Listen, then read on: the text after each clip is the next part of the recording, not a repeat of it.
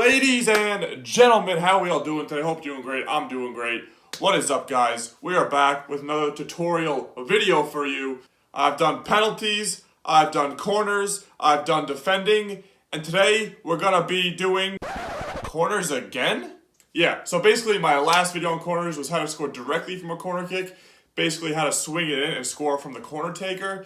This time I'm going to be teaching you how to score by crossing into the middle, getting a head on the ball, and beating the keeper like that. I'm going to be going over a few different methods, and I'm going to at the end show you what I like best and what I think personally is the best method to use to score goals off corner kicks. So let's do it. Hey guys, how are you all doing? If you're new around here, welcome to the channel. How's it going? Hope you're doing great. If you're new around here and you want to see more tutorials, funny videos, tips, blah, blah, blah, you name it, please subscribe down below. I appreciate it. We just hit 100 subs, so thank you guys. I love all of you. Let's keep the channel growing. The first method, though, is to score directly up the corner kick. This works very rarely, about 1 in 10 times, and it's mainly used not to score, but more to intimidate your opponent and stop him from coming off the line. So if you need a last-minute goal, it's 90th minute or so, I don't recommend this. I made a whole separate video on this. You can find it in my FIFA tips and tutorials playlist, along with a bunch of other videos, so you can go through how to do that. The second method to score corners is going short. So if you're kind of a slow-paced player, kind of play short 1-2 passes, tiki-taka kind of game, or if you just have a very short team, you don't have a lot of tall players, if that's just the way you play, a short and fast kind of team, then going short might be the way for you. This is not my favorite method, just because personally I find it easier to cross it in, which I'll be going over later. But if you go short, pretty much what you want to do is just click RB on Xbox. Let me get my controller.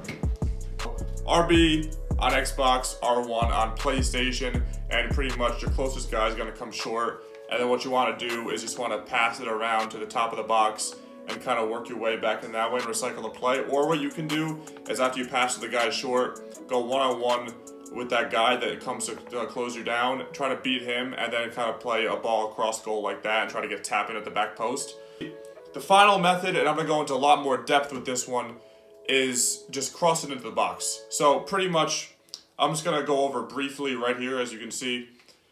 What you do is you click RB, R1, so then you can get that guy at the front post to come short. Sometimes what you can do is just click it while the animation's loading, and that way he's automatically there when you get ready to kick the ball. Or you can just wait and click it as your guy is already at the corner flag, and you'll see him come over physically. Either way, it's the same thing, because the goal of this is to kind of clear up that near post area and then ultimately try to get rid of your man and also pull the defender with you, because they got to mark that guy in case you play it short. Okay, so once you've done that, what you want to do is you want to click LB, and you want to switch to your best header of the ball in the box, your center back, your tall striker, or something like that. And then what you want to do is you want to aim the cross around like somewhat closer to the near post. I usually go around the corner of the 6-yard box closest to me, around there. And I usually go about 3.5 bars of power. And after you do that, you want to run the guy you're using to the far post. And then you want to time it. So as he's at the back post, what you want to do is time it so that you run towards the ball and then you click X. So he reaches the spot where you're crossing the ball as soon as it gets there. So again, let's go over. You call the guy short, switch to the guy in the box, push him to the back post, cross it to the near post area, and have him running towards you, and then meet it and try to head it in. So this is my favorite method. It works. Ever since I started doing this, I've been scoring a lot more goals off corner kicks. I would say, honestly, I probably tripled my chances of scoring off a corner kick. It probably went from like 10% to 30%, which doesn't seem like a lot, but if you're scoring 1 out of every 3 corners in a foot champs game, that's going to add up to a lot of goals and get you a lot of wins. So this method is perfect for guys that are tall strikers, tall center backs. You want to have good jumping, good strength, good heading accuracy, things like that you could use, and even the power header trait. So I think Sergio Ramos has this.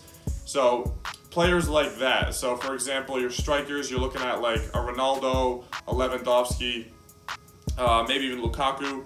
And then for your center backs, you're looking at people like Varane, Van Van Dijk, Sergio Ramos, people like that are tall, can win the ball in the air and put it in the back of the net. And then as for should you do an in-swinger or an out-swinger, personally, I don't find too much of a difference. But if I had to prefer one, I would say I prefer an in-swinger. The main thing, though, is to have the guys crossing the ball have high free kick accuracy and crossing stats. So, because ultimately, you want the ball to be placed to where you want it. You don't want to cross to the near post and have it end up at the penalty area. That's not what you want, because then you're going to be running at your center back, and he's not going to come anywhere near the ball, and the play's completely ruined. So, you don't want to sacrifice having an in-swinger for having poor free kick accuracy. So for example, if you have a guy that's going to give you an out-swinger and he has 90 free kick accuracy, and you have a guy that's going to give you an in-swinger that has 60 free kick accuracy, just go with the guy with the 90. It's not that much of a difference, but I'm saying all else equal, go with the guy that's going to give you an in-swinger. So example, if you're at a left corner flag, you want a right guy taking it. If you're at the right corner flag, you want a left-footed taking it. That way they can swing it in. And for me, it lands on my center back's head more often and ends up in the back of the net easy. Hope that helped, guys. That's pretty much it. It's literally 3 or 4 steps. Not much to it. If you have any questions, please drop them below in the comments. I'm happy to answer them, help you guys out. That's going to be it for this video, though. If you're new around here, please do subscribe. I'll see you guys in the next one. I appreciate it. See ya.